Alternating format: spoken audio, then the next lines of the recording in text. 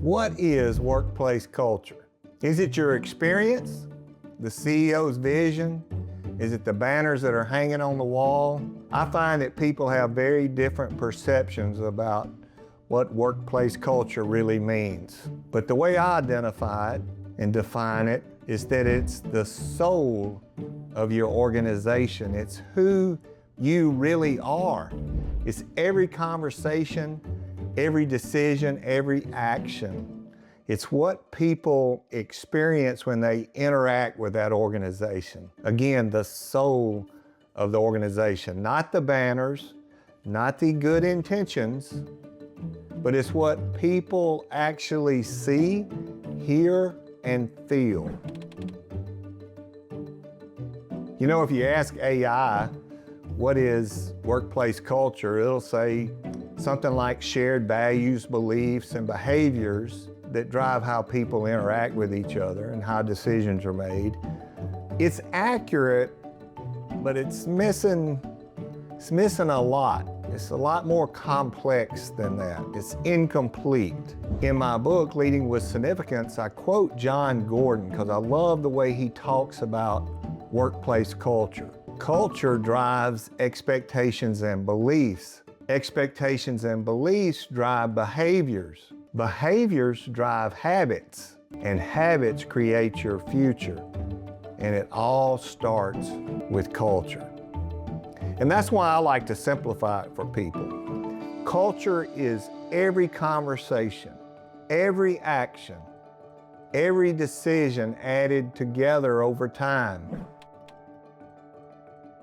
So when I talk about if you want to transform your workplace culture, it actually happens one conversation at a time, because every voice matters, every conversation matters.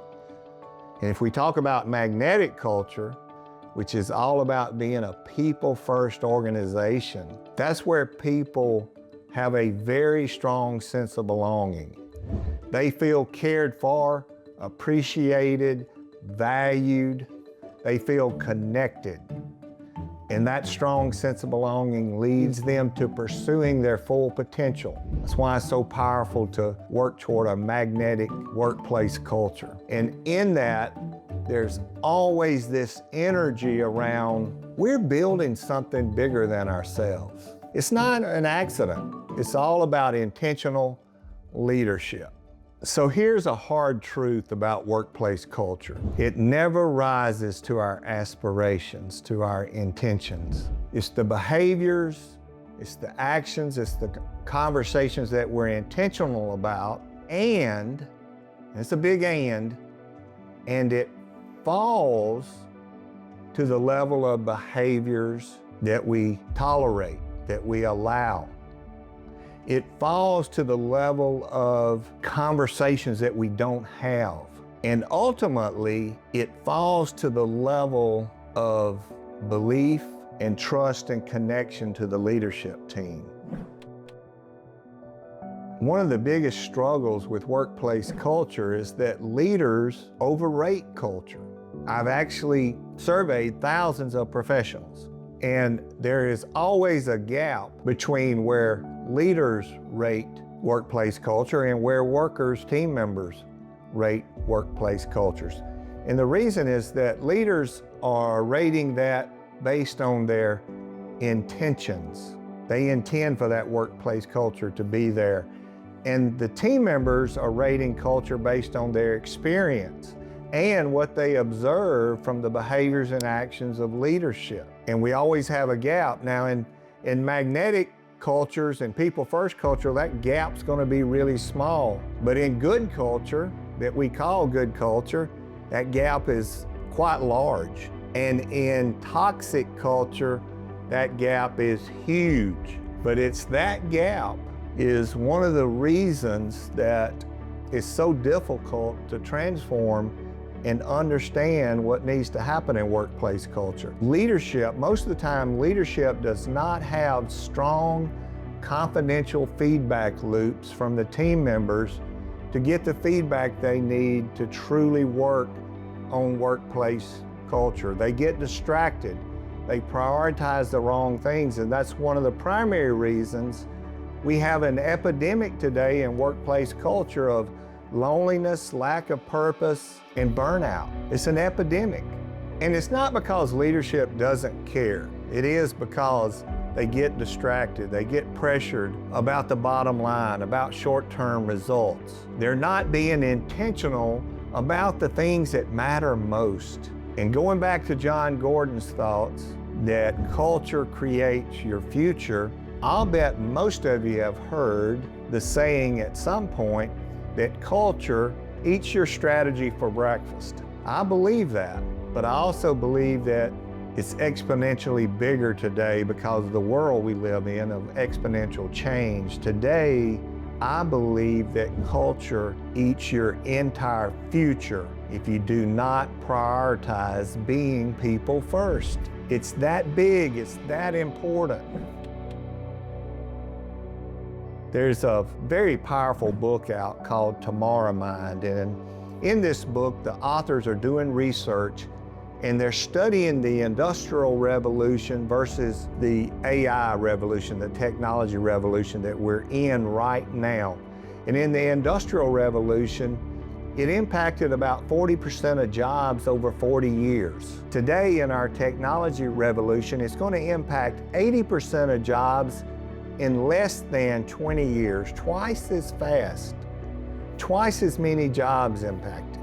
And that is why they did the research to understand how are organizations going to be successful in this huge learning curve, this huge wave of change. And their research says it's going to be organizations that have resilience. Well, where does resilience come from? Resilience comes from workplace culture. It comes from your team. Does your team have resilience? And that comes from a strong sense of belonging. So again, workplace culture will eat your future if you don't prioritize being people first. Now, I want to give you a little advice as an individual.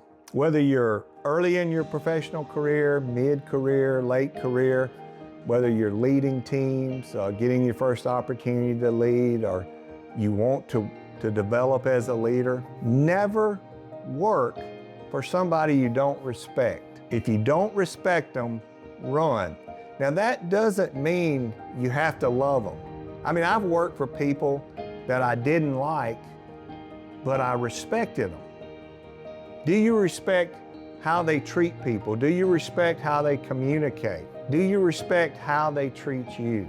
Very important, because that direct relationship and the workplace culture that's created around that will determine whether you can reach your full potential or not.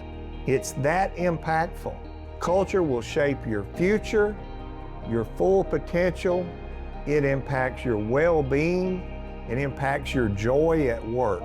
And it impacts all of that more than your title ever will. So if you're working with somebody you don't respect, get out. It's always a joy for me to talk about workplace culture. And I'm thankful, grateful, and glad that you wanted to learn more today. Always remember to look for people-first organization that can help you reach your full potential.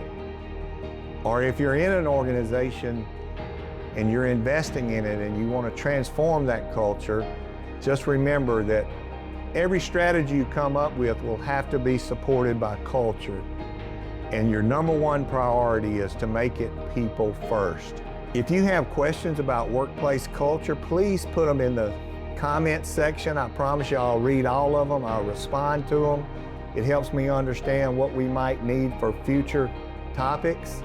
If you enjoyed the conversation about workplace culture, the impact it has on you as an individual, on your future, on your full potential, then please hit the like button. If you want to learn and hear more leadership lessons, please subscribe to the channel. I would love to have you come join our community. And remember this, no matter who you lead or who you serve, remember to #BeBetter. Never stop growing and learning. Thank you and best wishes, my friend.